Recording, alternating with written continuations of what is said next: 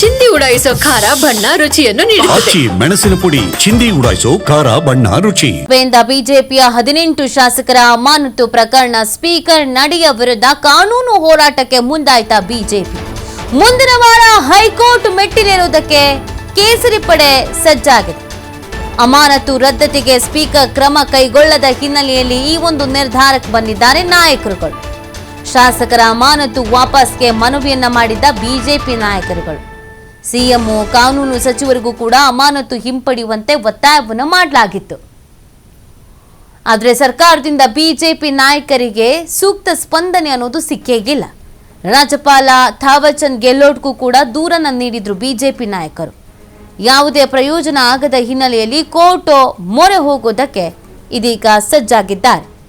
ನೋಡಿ, ಅವತ್ತು ಅಶಿಸ್ತು ಪ್ರದರ್ಶನ ಮಾಡಿದ್ರು ಅನ್ನುವಂಥ ಕಾರಣಕ್ಕೆ, ಶಿಸ್ತು ಕಾಪಾಡಿಕೊಡ್ಲಿಲ್ಲ ಅನ್ನುವಂಥ ಕಾರಣಕ್ಕಾಗಿ ಅಮಾನತು ಮಾಡಲಾಯಿತು.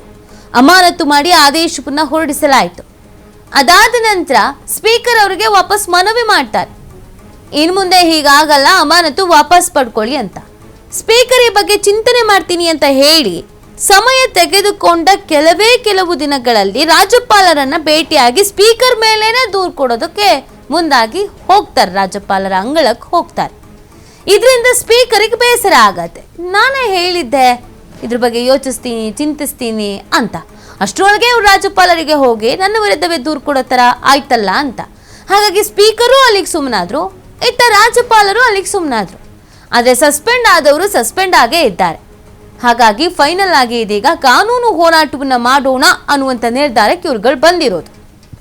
ಮುಂದಿನ ವಾರ ಕಾನೂನು ಹೋರಾಟವನ್ನ ಮಾಡಬೇಕು, ಕೋರ್ಟ್ ಮೆಟ್ಟಿಲೇರಬೇಕು ಅನ್ನುವಂಥ ತಯಾರಿಯನ್ನ ಮಾಡ್ಕೊಳ್ತಾ ಇದ್ದಾರೆ.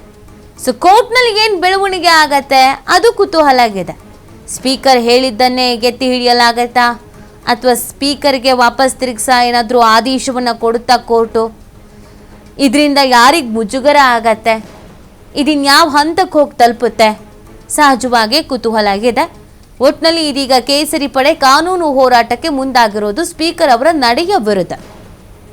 ಶಾಸಕರ ಅಮಾನತನ್ನು ವಾಪಸ್ ಪಡ್ಕೊಳ್ಬೇಕು ಅನ್ನುವಂಥ ನಿಟ್ಟಿನಲ್ಲಿ ಕಾನೂನು ಹೋರಾಟಕ್ಕೆ ಇದೀಗ ಮುಂದಾಗಲಾಗಿದೆ.